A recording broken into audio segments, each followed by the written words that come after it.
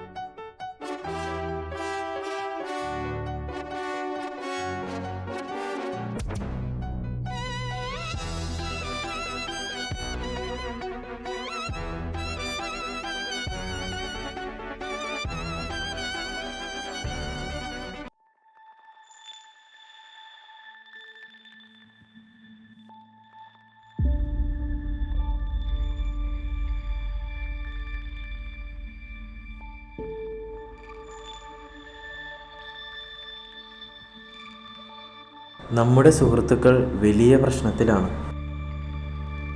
നമുക്ക് അച്ഛനെ വിളിച്ച് ഒരു ഡെലിവറൻസ് പ്രാർത്ഥന നടത്തിയാലോ?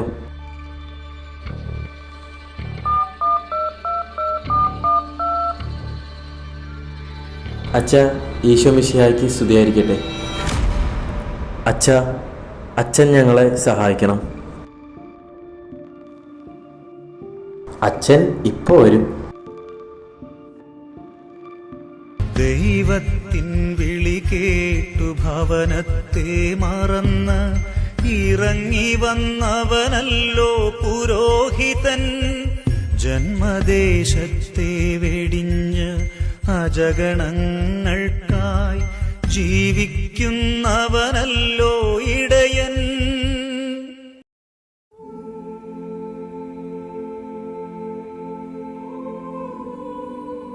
അപ്പോൾ തങ്ങളുടെ കഷ്ടതയിൽ അവർ ദൈവത്തെ വിളിച്ചപേക്ഷിച്ചു.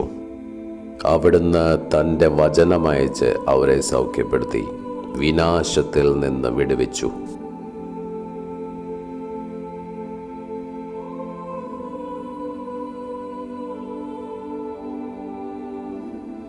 യോഹന്നാൻ 16:20. സത്യം സത്യമായി ഞാൻ നിങ്ങളോട് പറയുന്നു, നിങ്ങൾ കരയുകയും വിലപിക്കുകയും ചെയ്യും, എന്നാൽ നിങ്ങളുടെ ദുഃഖം സന്തോഷമായി മാറും. കർത്താവായ യേശുവിൻ്റെ നാമത്തിൽ സൗഖ്യപ്പെടട്ടെ.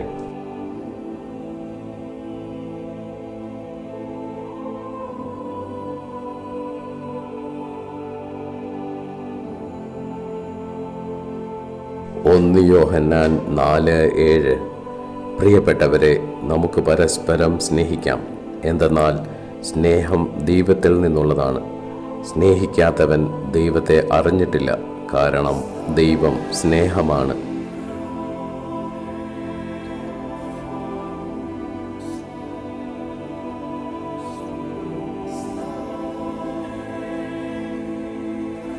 നിയമാവർത്തനം 31:8. ശക്തനും ധീരനുമായിരിക്കുക, കർത്താവാണ് നിന്റെ മുൻപിൽ പോകുന്നത്.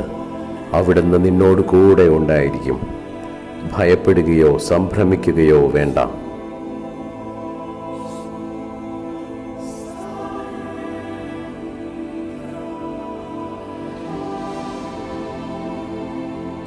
ഹെബ്രായർ 13:5 നിങ്ങളുടെ ജീവിതം ദ്രവ്യാഗ്രഹത്തിൽ നിന്ന് സ്വതന്ത്രമായിരിക്കട്ടെ.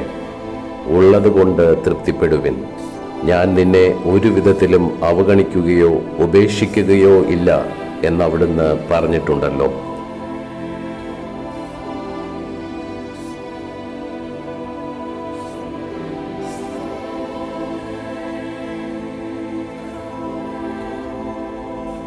റോമ 12:17 തിന്മയ്ക്ക് പകരം തിന്മ ചെയ്യരുത്. ഏവരുടെയും ദൃഷ്ടിയിൽ ശ്രേഷ്ഠമായത് പ്രവർത്തിക്കാൻ ശ്രദ്ധിക്കുവാൻ. സാധിക്കുന്നിടത്തോളം എല്ലാവരോടും സമാധാനത്തിൽ വർത്തിക്കുവാൻ.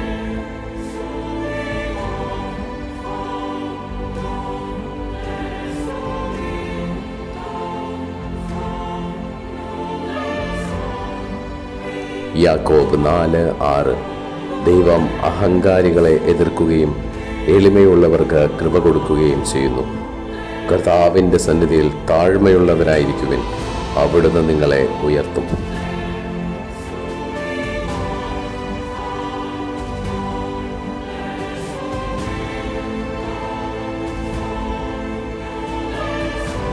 നിങ്ങൾ ശിരസ്സ് നമിച്ച് ആശീർവാദം സ്വീകരിക്കുവിൻ.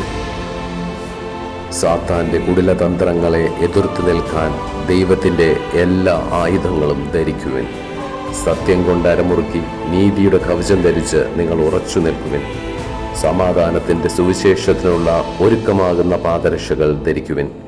സർവോപരി ദുഷ്ടന്റെ ജ്വലിക്കുന്ന കൂരമ്പുകളെ കെടുത്തുന്നതിന് നിങ്ങളെ ശക്തരാക്കുന്ന വിശ്വാസത്തിൻ്റെ പരിചയം എടുക്കുവിൻ. രക്ഷയുടെ പടത്തൊപ്പി അണിയുകയും ദൈവവചനമാകുന്ന ആത്മാവിൻ്റെ വാൾ എടുക്കുകയും ചെയ്യുവിൻ. ദൈവം നിങ്ങളെ എല്ലാവരെയും സമൃദ്ധമായി അനുഗ്രഹിക്കട്ടെ. ആദിയിൽ വചനമുണ്ടായിരുന്നു, വചനം ദൈവത്തിങ്കലായിരുന്നു, ആ വചനം സത്യദൈവമായിരുന്നു, സത്യദൈവം ത്രിത്വമായിരുന്നു. ജീവിക്കുന്നു, ദൈവം ജീവിക്കുന്നു, എന്നും എന്നും ദൈവം ജീവിക്കുന്നു, ജീവിക്കുന്നു.